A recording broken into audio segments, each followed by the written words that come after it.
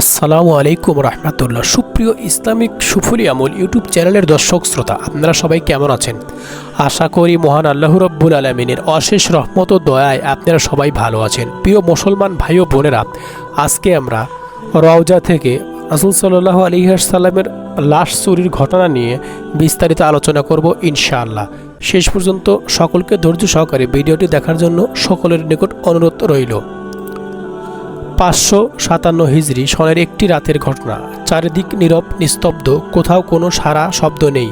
এদিকে সুলতান নুরউদ্দিন জাহাঙ্গীর রহমাতুল্লাহ আলাইহি তাহাজ্জুদ নামাজ আদায় করার পর ঘুমিয়ে পড়েছেন। এমতো অবস্থায় হঠাৎ তিনি স্বপ্নে দেখলেন স্বয়ং রাসূল সাল্লাল্লাহু আলাইহি ওয়াসাল্লাম তার কামরায় এসে উপস্থিত হয়েছেন। তিনি কোনো ভূমিকা ছাড়াই দুজন নীলচক্ষু বিশিষ্ট লোকের দিকে ইঙ্গিত করে বললেন, হে নুরউদ্দিন মাহমুদ, এরা দুজন আমাকে খুবই বিরক্ত করেছে।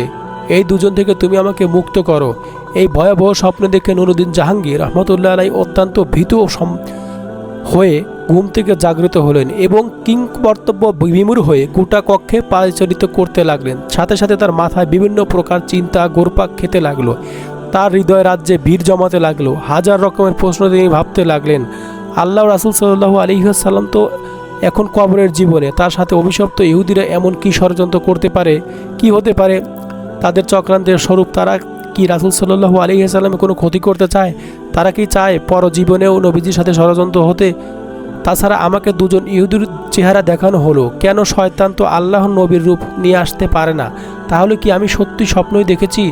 এসব ভাবতে ভাবতে সুলতান নুরউদ্দিন রহমতুল্লাহ আলাইহি অস্থির হয়ে পড়লেন।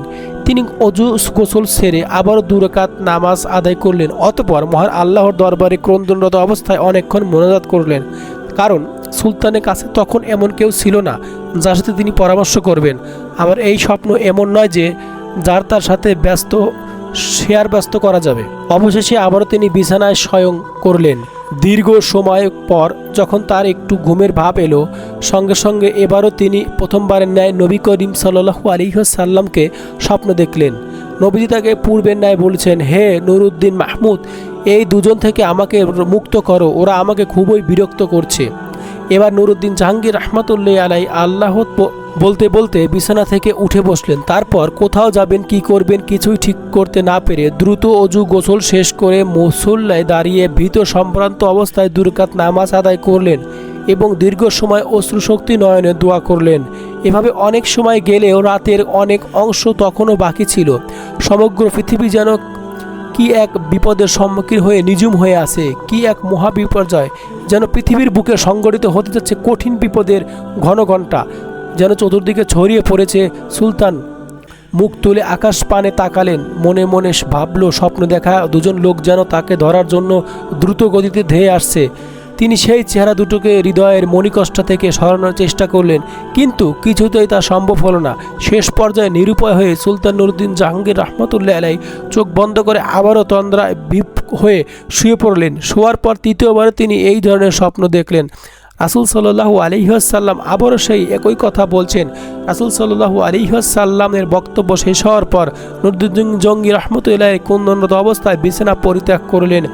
এবার তার দৃঢ় বিশ্বাস জন্মালো যে নিশ্চয় প্রিয় নবী করিম সাল্লাল্লাহু আলাইহি ওয়াসাল্লামের রওজা মোবারক কোনো না কোনো মহাবিপদের সম্মুখীন হয়েছে। তিনি ত্বরিত গতিতে অজু গোসল করে নামাজ শেষ করে প্রধানমন্ত্রী জামাল উদ্দিন মৌসুর নিকট গিয়ে গোপনীয়তা রক্ষা প্রতিশ্রুতি নিয়ে স্বপ্নের বিবরণ বিস্তারিত শোনালেন এবং এই মুহূর্তে কি করা যায় সেই ব্যাপারে সুনিশ্চিত পরামর্শ চাইলেন। তখন জালালউদ্দিন মৌসুর রহমতুল্লাহ আলাইহি স্বপ্নের বিভ্রান্ত অবগত হয়ে বললেন, হুজুর, আপনি এখনও বসে আছেন। নিশ্চয় প্রিয় নবী করিম সাল্লাল্লাহু আলাইহি ওয়াসাল্লামের রওজা মোবারক কঠিন কোনো বিপদের সম্মুখীন হয়েছে, তাই এই বিপদ থেকে উদ্ধার করার জন্য বারবার তিনি আপনাকে স্মরণ করেছেন। অতএব আমার পরামর্শ হলো, আপনি সময় নষ্ট না করে অতি সত্বর মদিনার পথে অগ্রসর হন। পরামর্শ পেয়ে সুলতান নুরউদ্দিন জাহাঙ্গীর রহমতুল্লাহ আলাইহি আর কাল বিলম্ব করলেন না। তিনি 16,000 দ্রুতগামী অশ্বারোহী সৈন্য এবং বিপুল ধন সম্পদ নিয়ে বাগদাদ থেকে মদিনায় অভিমুখী হলেন। রাত দিন লাগার পর সফর করে 17তম দিনে তারা মদিনায় শরীফে এসে পৌঁছালেন। অতঃপর সৈন্যবাহিনী সহ 2 রাকাত নফল নামাজ আদায় করে দীর্ঘ সময় ধরে মোনাজাত করলেন। অতঃপর সুলতান আর সৈন্যবাহিনী দ্বারা সম্পূর্ণ মদিনা শহর ঘেরাও করে ফেললেন এবং তিনি গোটা শহরে আদেশ জারি করে দিলেন যে বাইরে লোক মদিনায় আসতে পারবে না, কিন্তু সাবধান, মদিনা থেকে কোনো লোক বাইরে যেতে না পারে। অতঃপর নুরুদ্দিন জাহাঙ্গীর রহমতুল্লাহ আলাইহি জুমার নামাজের খুতবা প্রদান করলেন। তাতে তিনি ঘোষণা দিলেন, আমি পুরো মদিনাবাসীকে দাওয়াত দিয়ে একবেলা খানা খাওয়াতে চাই। আমার অভিলাষ সকলে যেন এই দাওয়াতে অংশগ্রহণ করে। অতঃপর সুলতান মদিনাবাসীকে আপ্যায়নের জন্য বিশাল আয়োজন করলেন এবং প্রত্যেকের নিকট অনুরোধ রইল মদিনার কোনো লোক যেন এই দাওয়াত থেকে বঞ্চিত না হয়। অতঃপর নির্ধারিত সময়ে খাওয়া দাওয়া শুরু হলো। প্রত্যেকেই তৃপ্তি সহকারে খানায় খেলো। যারা দূর দূরান্ত থেকে আসতে পারেনি তাদেরকেও শেষ পর্যন্ত ঘোড়া ও গাদার পিঠে চড়িয়ে আনা হলো। এভাবে প্রায় 15 দিন পর্যন্ত অগণিত লোক শাহী দাওয়াতে শরিক হলো। অতঃপর সুলতান জিজ্ঞাসা করলেন, আরও কেউ অবশিষ্ট আছে কি? থাকলে তাদেরকেও ডেকে আনো। তখন লোকেরা সুলতানকে অবগত করে বলল, হে সুলতান, আর কোনো লোক দাওয়াতে আসতে বাকি নেই, সমগ্র মদিনাবাসী দাওয়াতে উপস্থিত হয়েছে। এই কথা শুনে সুলতান সীমাহীন অস্থির হয়ে পড়লেন। চিন্তার অতই সাগরে তিনি হারিয়ে গেলেন। তিনি ভাবলেন, যদি আর কোনো লোক দাওয়াতে শরিক হতে বাকি থাকে তাহলে সেই অভিশপ্ত দুজন লোক কোথায় গেল? আমি তো দাওয়াতে শরিক হওয়া প্রতিটা লোকই অত্যন্ত গভীরভাবে পর্যবেক্ষণ করেছি, কিন্তু কারো চেহারাই তো স্বপ্নে দেখা দুটো লোকের চেহারার সাথে মিল পাইনি। তাহলে কি আমার মিশন ব্যর্থ হবে? আমি কি এই কুচক্র লোক দুটোকে গ্রেপ্তার করে দৃষ্টান্তমূলক শাস্তি দিতে সক্ষম হব না? এসব চিন্তায় বেশ কিছুক্ষণ তিনি ডুবে রইলেন। তারপর আবারও তিনি নতুন করে ঘোষণা করলেন, আমার দৃঢ় বিশ্বাস মদিনার সকল লোকদের দাওয়াত খাওয়া এখনও শেষ হয়নি। অতএব সবাইকে আবারও অনুরোধ করা যাচ্ছে যে তারা এখনও দাওয়াত খেতে আসেনি, তাদেরকে যেন অনুসন্ধান করে দাওয়াতে শরিক করা হয়। এই কথা শুনে মদিনাবাসী সকলেই এক বাক্যে বলে উঠল, হুজুর, মদিনার আশেপাশে এমন কোনো লোক বাকি নেই যারা আপনার দাওয়াতে অংশগ্রহণ করেনি। তখন সুলতান নুরুদ্দিন জাহাঙ্গীর রহমতুল্লাহ আলাইহি বলিষ্ঠ কণ্ঠে বললেন, আমি যা বলেছি ঠিকই বলেছি, আপনারা ভালোভাবে অনুসন্ধান করুন।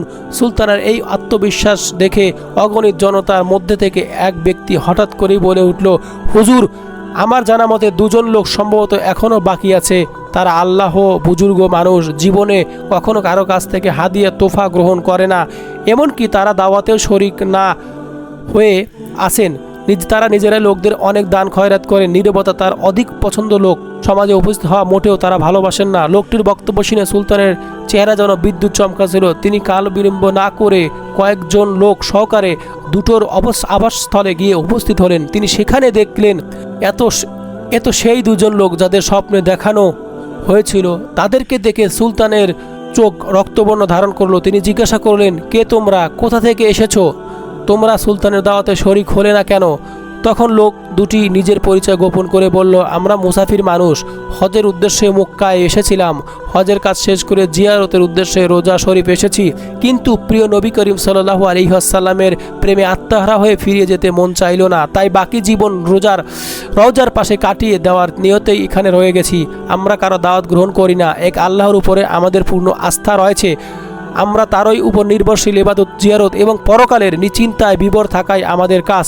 পবিত্র কোরআন তেলাওয়াত, নফল নামাজ এবং অজিফা পাঠে আমাদের সময় শেষ হয়ে যায়। সুতরাং দাওয়াত খাওয়ার সময়টা কোথায়? তখন উপস্থিত জনগণ তাদের পক্ষ হতে বলল, হুজুর, এরা দীর্ঘদিন যাবৎ এখানে অবস্থান করছে।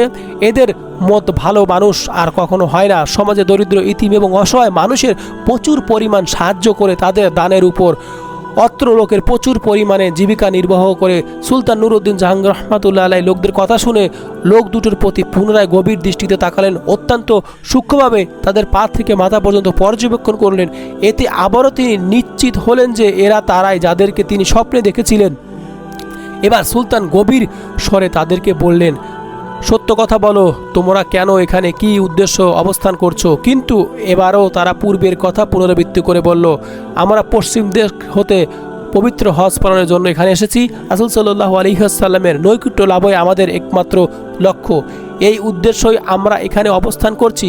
সুলতান এবার কারো কথায় কান দিয়ে না শুনে তাদের সেখান থেকে আটক রাখার নির্দেশ দিলেন। অতঃপর তিনি স্বয়ং তাদের জায়গায় গিয়ে খুব ভালো করে অনুসন্ধান চালালেন। সেখানে অনেক মাল সম্পদ পাওয়া গেল এবং পাওয়া গেল বহু দুর্লভ কিতাবপত্র, কিন্তু এমন কোনো জিনিস পাওয়া গেল না যার দ্বারা স্বপ্নের বিষয়ে কোনো প্রকার সহায়তা। তাই নুরুদ্দিন জাহাঙ্গীর রহমতুল্লাহ আলাইহি অত্যধিক পেরেশানি হয়ে গেলেন। রহস্য উদ্ঘাটন করতে না পারায় তিনি সীমাহীন চিন্তিত হয়ে পড়লেন। অতঃপর মদিনার বহু লোকজন এসে তাদের জন্য সুপারিশ করে বলল, হুজুর, এরা নেককার বুজুর্গ লোক, দিনভর তারা রোজা রাখেন, রাতের অধিকাংশ সময় ইবাদত বন্দেগীতে কাটিয়ে দেন, 5 ওয়াক্ত নামাজ তারা রওজা শরীফের নিকট এসে আদায় করেন, প্রতিদিন নিয়ম জান্নাতুল বাকি জিয়ারত করতে যান, প্রতি শনিবার মসজিদুল কুবায় গমন করেন, কেউ কিছু চাইলে তাদের গা খালি হাতে ফিরিয়ে দেন না। সুলতানের তাদের অবস্থা শুনে সীমাহীন আশ্চর্যবোধ করলেন, তথাপি তিনি হাল ছাড়লেন না। কক্ষের অংশে অনুসন্ধানী দৃষ্টি ফিরিয়ে যাচ্ছেন, ঘরের প্রতিটি বস্তুকে গভীরভাবে পর্যবেক্ষণ করছেন, কিন্তু সন্দেহ করার মতো কিছু তিনি খুঁজে পাচ্ছিলেন না। অতঃপর নুরুদ্দিন জাহাঙ্গীর রহমতুল্লাহ আলাইহি এক পর্যায়ে সঙ্গীদের বললেন, আচ্ছা, তাদের নামাজের মুসল্লিটা একটু ওঠাও তো। দেখাই সঙ্গীরা নির্দেশ হয়ে মুসল্লি তুলে ফেলল। তখন মুসল্লির নিচ থেকে একটি চাটাই বের হলো। তখন সুলতান আবারও নির্দেশ দিলেন, এই চাটাইটি সরিয়ে ফেলো। অতঃপর চাটাই সরানোর পর দেখা গেল একখানা বিশাল পাথর। সুলতানের নির্দেশে তাও সরানো হলো। এবার পাওয়া গেল এমন একটি সুড়ঙ্গ পথ যা বহুদূর পর্যন্ত চলে গেছে, এমনকি তা পৌঁছে গেছে নবীজির রওজা শরীফের অতি নিকটে। এই দৃশ্য দেখার মতো নুরুদ্দিন জাহাঙ্গীর রহমতুল্লাহ আলাইহি বজ্র হাতে নেয় চমকে উঠলেন। অস্থিরতায় কালো মেঘ ছেয়ে যায়, সমস্ত হৃদয় আকাশে ক্রোধে লাল হয়ে যায় তার গোটা মুখমণ্ডল। অতঃপর লোক দুটোকে লক্ষ্য করে ক্ষিপ্ত সিংহের ন্যায় গর্জন করে ঝাঁঝালো কণ্ঠে বললেন, তোমরা পরিষ্কার ভাষায় সত্য কথা খুলে বলো, নইলে এক্ষুনি তোমাদেরকে যন্ত্রণাদায়ক শাস্তির সম্মুখীন করা হবে। বলো তোমরা কে, তোমাদের আসল পরিচয় কি, কারা এবং কি উদ্দেশ্যে তোমাদেরকে এখানে পাঠিয়েছে। সুলতানের গর্জনে তারা ঘাবড়ে গেল। কঠিন বিপদের সামনে দেখে তারা আসল পরিচয় প্রকাশ করে বলল, আমরা দুজন ইহুদি, দীর্ঘদিন যাবৎ আমাদেরকে মুসল শহরে ইহুদিরা সুদক্ষ কর্মী দ্বারা প্রশিক্ষণ দিয়ে প্রচুর অর্থ সহকারে এখানে পাঠিয়েছে। আমাদেরকে জন্য পাঠানো হয়েছে যে আমরা যেন কোনো উপায়ে মুহাম্মদ সাল্লাল্লাহু আলাইহি ওয়াসাল্লামের শরীর বের করে ইউরোপীয় ইহুদির হাতে হস্তান্তর করি। এই দুরূহ কাজে সফল হলে তারা আমাদের আরও অনেক ধন সম্পদ দিবে বলে প্রতিশ্রুতি দিয়েছে। তখন সুলতান নুরুদ্দিন জাহাঙ্গীর রহমতুল্লাহ আলাইহি বললেন, তোমরা তোমাদের পরিকল্পনা বাস্তবায়নের জন্য কি পদ্ধতি অবলম্বন করেছিলে, কিভাবে তোমরা কাজ করতে? তখন তারা বলল, নিয়মিত কাজ ছিল রাত গভীর হলে অল্প পরিমাণ সুড়ঙ্গ খনন করা এবং সাথে সাথে ওই মাটিগুলো চামড়ার মশকে ভর্তি করে গতি গোপনে মদিনার বাইরে নিয়ে ফেলে আসা। আজ দীর্ঘ 3 বছর যাবৎ এই পরিকল্পনা বাস্তবায়নের কাজে আমরা অনবরত ব্যস্ত আছি। যে সময় আমরা রওজা মোবারকের নিকটে পৌঁছে গেলাম এবং সিদ্ধান্ত গ্রহণ করলাম যে 1 সপ্তাহের মধ্যে বিশ্বনবীর লাশ বের করে নিয়ে যাব, ঠিক সে সময় ধরে আমাদের মনে হলো আকাশ যেন ভেঙে টুকরো টুকরো হয়ে যাচ্ছে, জমিন যেন প্রচণ্ড ভূমিকম্পে থরথর করে কাঁপছে, যেন সমগ্র পৃথিবী জুড়ে মহাপ্রলয় সংগঠিত হচ্ছে। অবস্থা এতটাই শোচনীয় রূপ ধারণ করলো যে মনে হলো সুড়ঙ্গের ভিতরে যেন আমরা সমাধিত হয়ে পড়ব। এই অবস্থা দেখে ভীত সম্ভ্রান্ত হয়ে আমরা কাজ বন্ধ করে রেখেছি। তাদের বক্তব্য সুলতানের নিকট সব কিছুই পরিষ্কার হয়ে গেল। তাই তিনি লোক দুটোকে নজরবিহীন শাস্তি দেওয়ার ব্যবস্থা গ্রহণ করলেন, যাতে ভবিষ্যতে কেউ আর এমন দুঃসাহস দেখাতে না পারে। তিনি মসজিদ থেকে অর্ধমাইল দূরে একটি বিশাল ময়দানে উঁচু একটি কাঠের মঞ্চ তৈরি করলেন। সাথে সাথে সংবাদ পাঠিয়ে মদিনা এবং মদিনার আশেপাশের লোকদেরকে উক্ত ময়দানে হাজির হওয়ার নির্দেশ প্রদান করলেন। অতঃপর নির্ধারিত সময়ে লক্ষ লক্ষ মানুষ উক্ত মাঠে সমবেত হলো। তখন সুলতান নুরুদ্দিন জাহাঙ্গীর রহমতুল্লাহ আলাইহি অপরাধী লোক দুটোকে লৌহ শিকলে আবদ্ধ করে মঞ্চের উপর বসালেন। অতঃপর বিশাল সমুদ্রের মাঝে তাদের হীন চক্রান্ত এবং ঘৃণ্য তৎপরতার কথা উল্লেখ করলেন। সুলতান নুরুদ্দিন জাহাঙ্গীর রহমতুল্লাহ আলাইহির বক্তব্য শুনে লোকজন বিস্মিত হতবাক হয়ে গেল। তারা এই ঘৃণ্য ষড়যন্ত্রের দৃষ্টান্তমূলক শাস্তি দাবি করলো। তখন সুলতান বললেন, হ্যাঁ, এদের শাস্তির দৃষ্টান্তমূলক হবে। অতঃপর তিনি তাদেরকে বিপুল পরিমাণ লাকড়ি সংগ্রহের নির্দেশ দিলেন। অতঃপর লক্ষ জনতার সামনে সেই ইহুদি দুটোকে মঞ্চের নিম্নভাগে আগুন লাগিয়ে পুরো বশ করে দিলেন। কোনো বর্ণনায় পাওয়া যায় যে সেই আগুন নাকি দীর্ঘ 11 দিন পর্যন্ত জ্বলছিল। অতঃপর সুলতান নুরুদ্দিন জাহাঙ্গীর রহমতুল্লাহ আলাইহি বিপুল পরিমাণ অর্থ ব্যয় করে 1000 মণ সীসা গলিয়ে রওজা শরীফের চতুর্পাশে মজবুত প্রাচীর নির্মাণ করে দিলেন, যেন ভবিষ্যতে আর কেউ প্রিয় নবী করিম সাল্লাল্লাহু আলাইহি ওয়াসাল্লামের রওজা পর্যন্ত পৌঁছাতে সক্ষম না হয়। অতঃপর তিনি কাইমনু বাবাকে আল্লাহ তাআলার শুকরিয়া আদায় করলেন এবং তাকে যে এত বড় খেদমতের জন্য কবুল করা হলো সেজন্য আনন্দে অশ্রু বিসর্জন দিলেন।